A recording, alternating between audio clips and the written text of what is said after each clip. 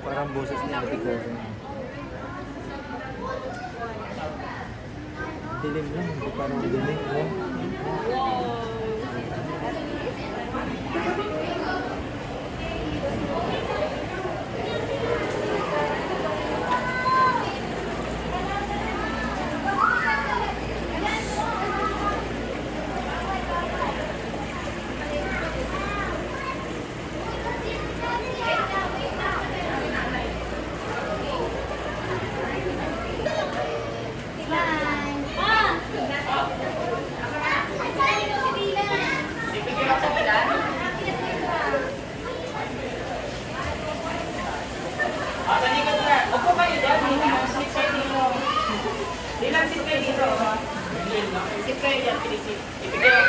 Para kasama niyo yung fish. Gusto mo makiya? O si ate muna. O si ate pa na apat yan. O, sito mo dito. Mario. Ate niyo.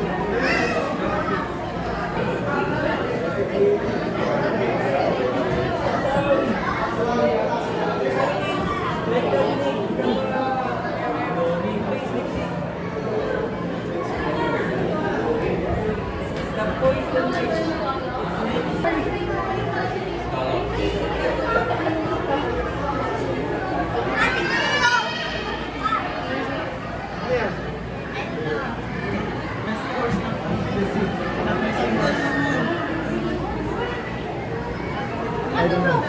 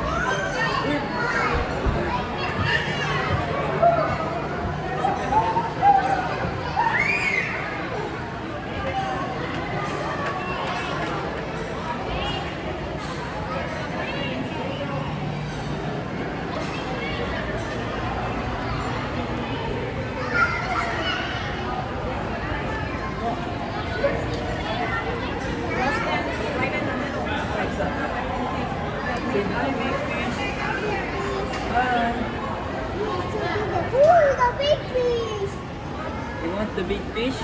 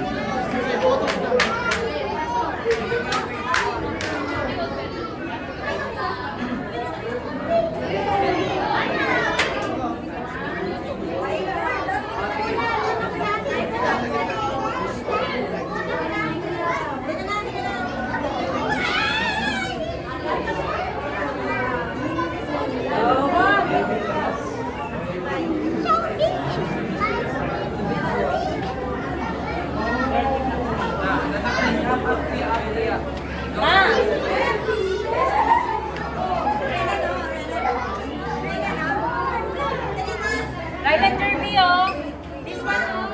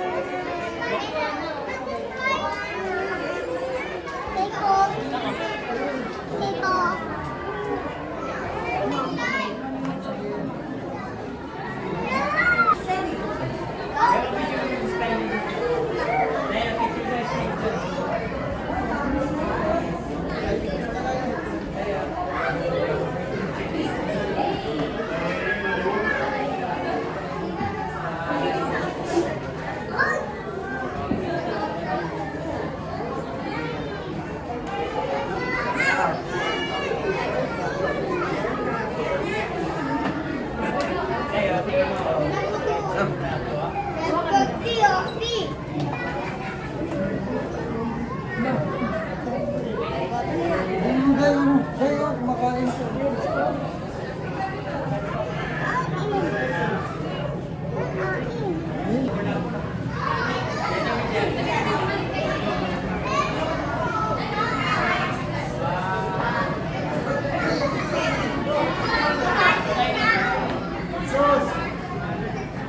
Okay, 1, 2, 3,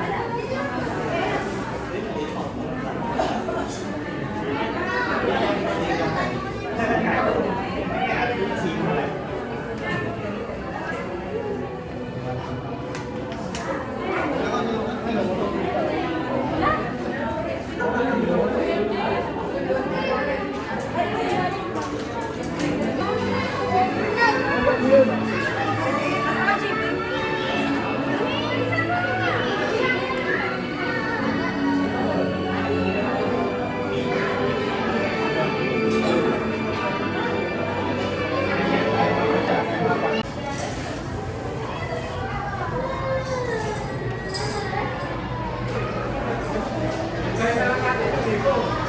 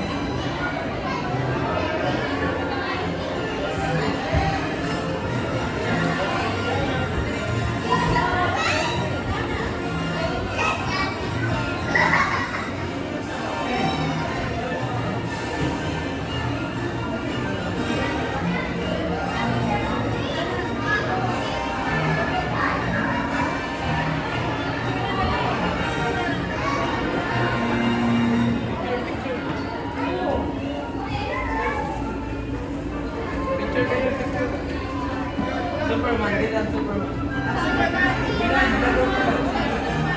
David. David.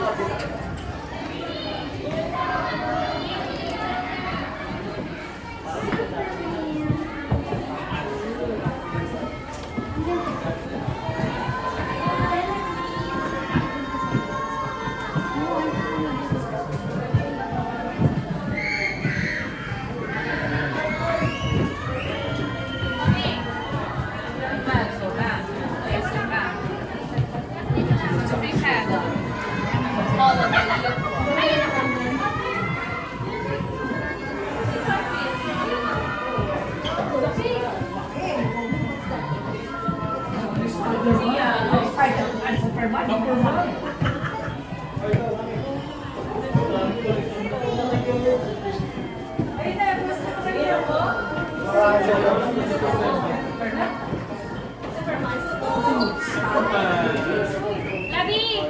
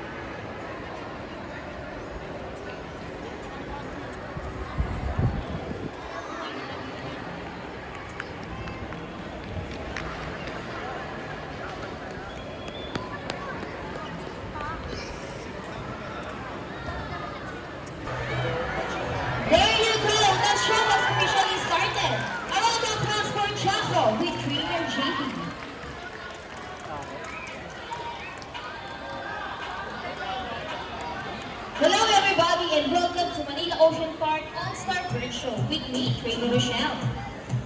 So here's an object that I will hide under one of these trees. Let's put it right here. Now let's call in our psychic bird, Dazzle. Dazzle is our super-crested kakatu. Scientific name is Kakakua galatita. Common inhabitants are open woodlands and forest areas along the east coast of Australia. They are very loud birds and can mimic almost any sound. They typically feed on seeds, nuts, fruits, such as durian, papaya, rambutan, and they also love corn. Now guys, do you think Dazzle has the ability to find a hidden object? If it's yes, then say, you can do it, Dazzle! Come on, Dazzle, you can do it!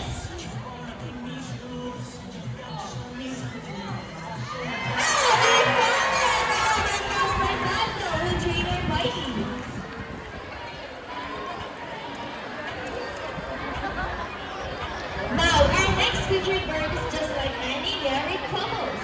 Monogamous, meaning their mates are partners for life. Pretty romantic, right?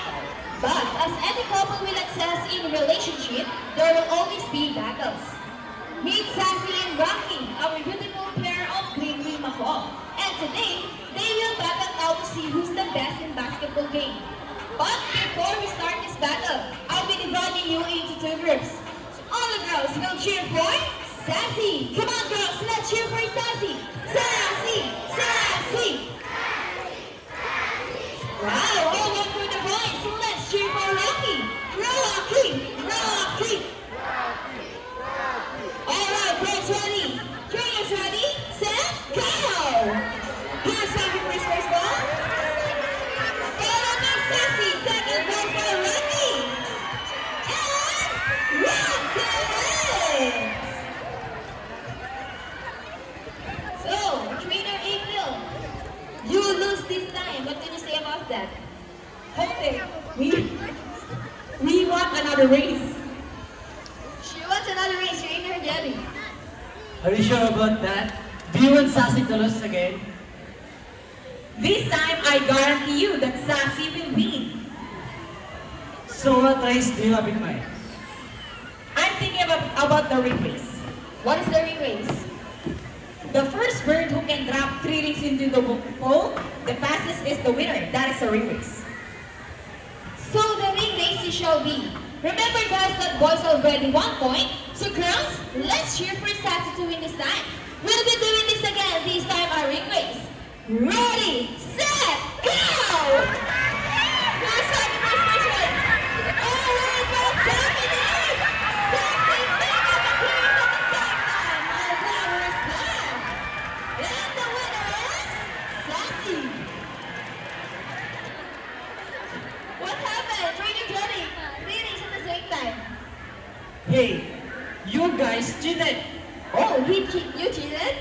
No, he didn't cheat. Sassy used her brain. Wow! So it's true that girls are more intelligent than boys?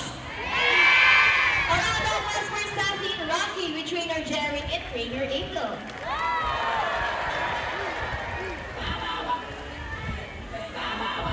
Parrots are particularly known to be intelligent and perceptive. That's why we continue to enhance their skills and not to get bored. Here is Sassy, our green wing macaw, and she will show us how intelligent she is by putting the shape back into the right slot. Just like Sassy, green wing macaw is from South America. They are known to be the gentle giants of the parrot family. It is because they are the second largest next to the hyacinth macaws. They can grow up to 92 centimeters in length and can live up to 8 years old. Scientific name is Arachloroptera. They typically feed in seeds, nuts, salts, and minerals along the river banks. And for the last shape, there you go, intelligent right? A round of applause for Sassy with Trainer April. Now guys, who loves math? Everyone here knows the addition, right? Because this next part of the program, healing people battle enemies, even as trainers. Do you think birds can do math? But before recalling our mathematical wizard, I need 2 numbers between 1 to 15. So any numbers between 1 to 15? What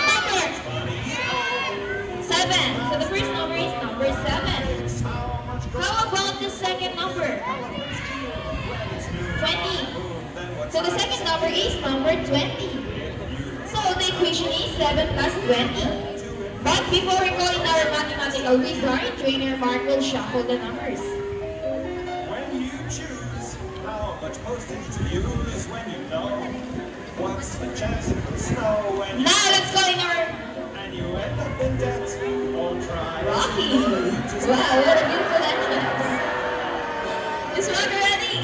Go Rocky, solve the equation for us. So once again, 7 plus 20. And I guess the first number correct. How about the second number? Well, Rocky loves numbers.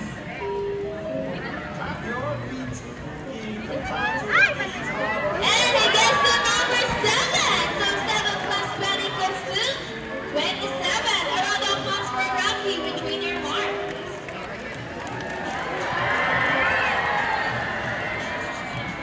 This time, I need a volunteer with 500 decibel. Anyone here who wants to be the lucky volunteer for the day, just raise your hand and Trainer April will choose one. We need an adult, bawal po ang bata. Once again, with 500 decibel. Come on guys, don't be shy. Okay, we got one. Come here, Mom, join me on stage. You will notice our birds in our show are mostly parrots. It's because they're highly intelligent, charismatic, colorful, and musically inclined. They have good memory and can remember even the smallest details.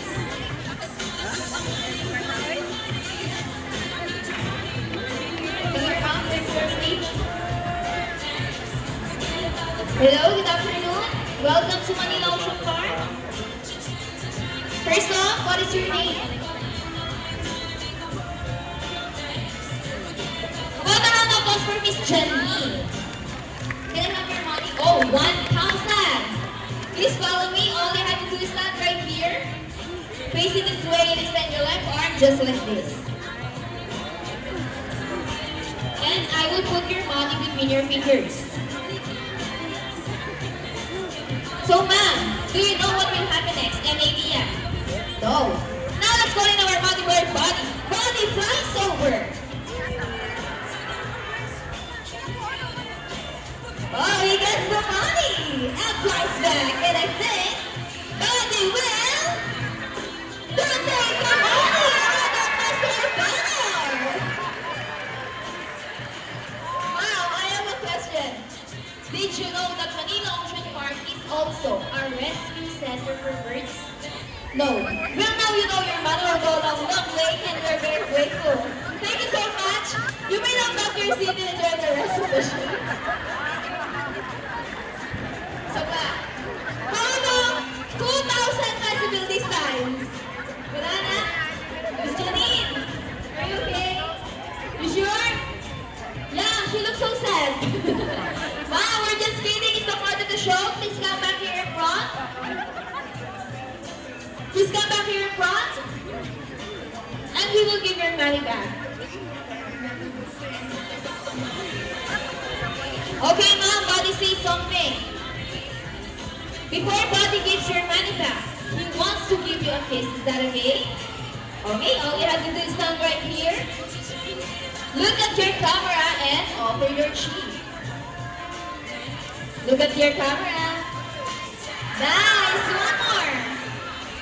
How about on your hands? Please open your palm. Look at the camera and smile. Alright. Here's your money. A round of applause to a lucky volunteer. Now that you have seen our colorful and intelligent parrots, we would like to show you another species of bird here at Manila Ocean Park. Birds of prey, also known as raptors, hunt and feed by other animals. The term raptors came from the Latin word rapere, meaning to seize or take by force. These birds are characterized by their keen vision that allows them to detect prey during flight. They also have powerful talons and beaks. Ladies and gentlemen, please look to your left. Presenting our Dominic High. Here comes Speed. Dominic High, also known as Salgastor Cicus, one of our 146 species of birds of prey around the world. These birds can be found in India, Indonesia, Bangladesh, Pakistan, along China, Shadow. They locally known as Lawin or Bandog in Visayas region. Everyone, here comes our chickens! And as you can see, we have our roaming pigeons. Roaming pigeons has an innate roaming ability. They are generally returned to its nest and mate. A round of applause for our gravity kite, our chicken, and our roaming pigeons. Here in Manila Ocean Park, we believe that there is hope. We only not trying to take care of our friends in the sea, but also in land and air as well. Now guys, who knows the 3 R's? It's reduce, reuse, and recycle. Very good. So once again, here is Bobby and Rocky to show us the proper waste disposal.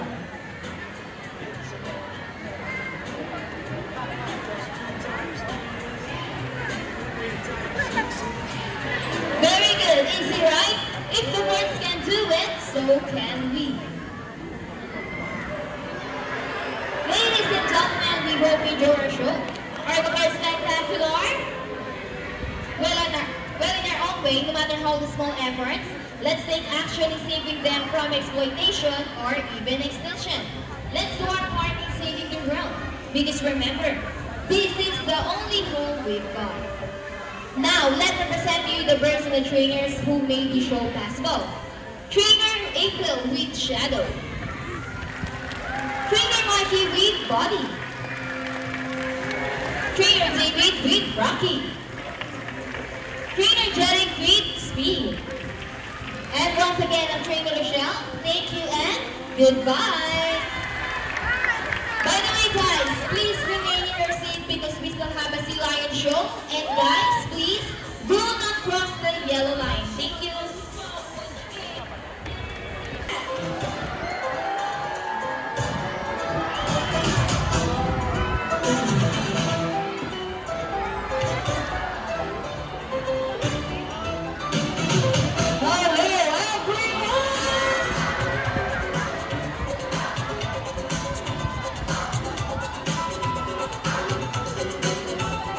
Wow, what a beautiful answer!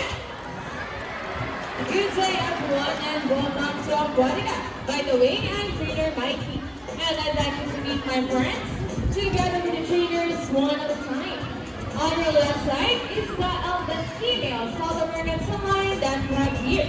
And according to her trainer, she is the smartest. Wow, confident! Her name is Jenny. Together with trainer Mark, say hi! While on the other side is the youngest female South American sea lion that we have here.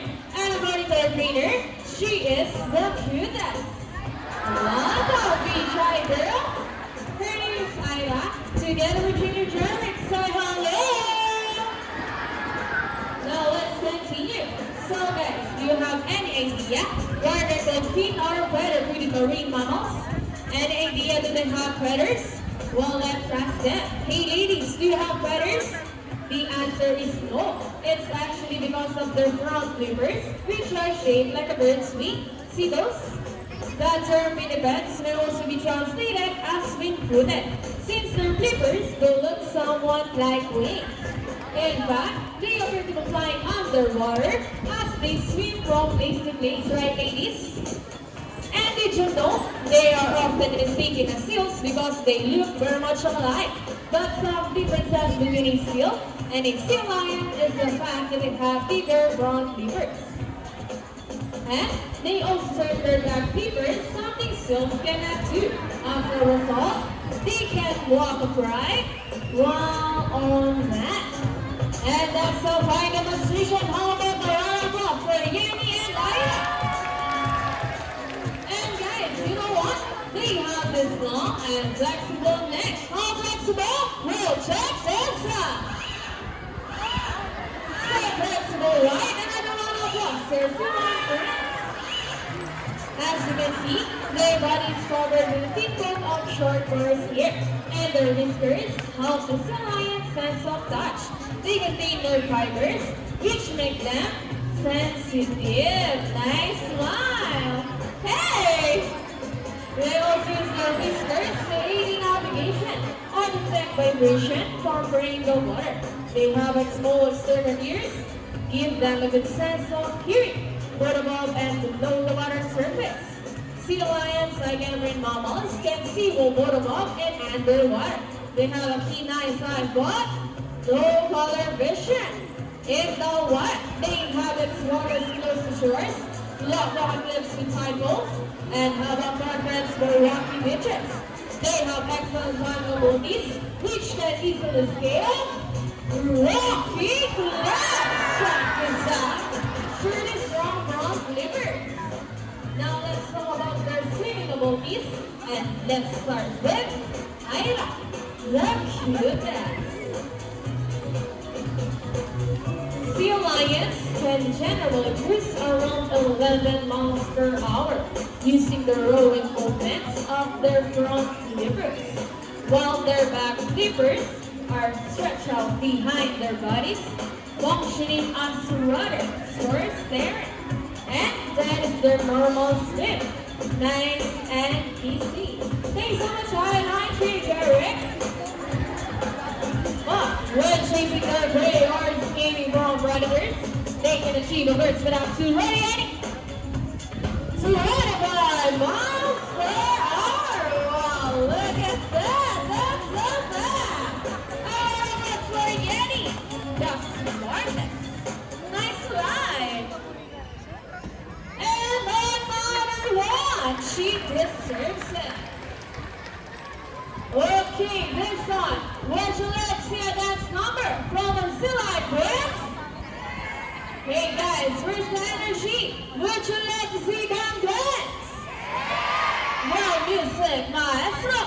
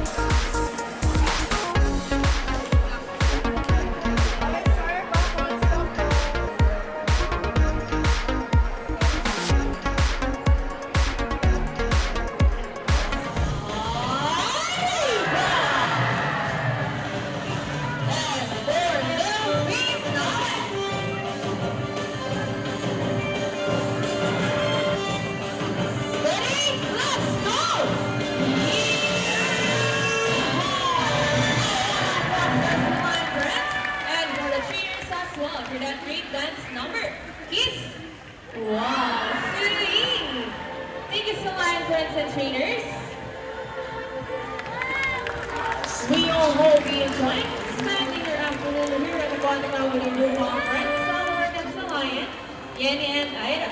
And we also hope that even after you leave, you will take this experience with you wherever you go. And remember that what we do here on land, bring our bags our friends to the sea.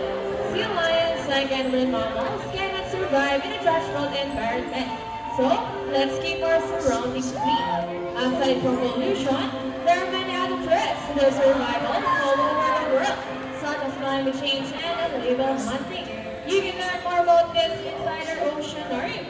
Always keep in mind that we're the stewards of our planet and thus, each one of us must do what we can to protect and conserve all nature evidence of our mother earth, including ourselves. From Bravo PN, Trainer Mark, I Trainer Joe Rick, and all of us here at Aquatica in Manila Ocean Park. We would like to thank everyone for listening us here today. We all hope you enjoy and visit again soon. So thank you and have a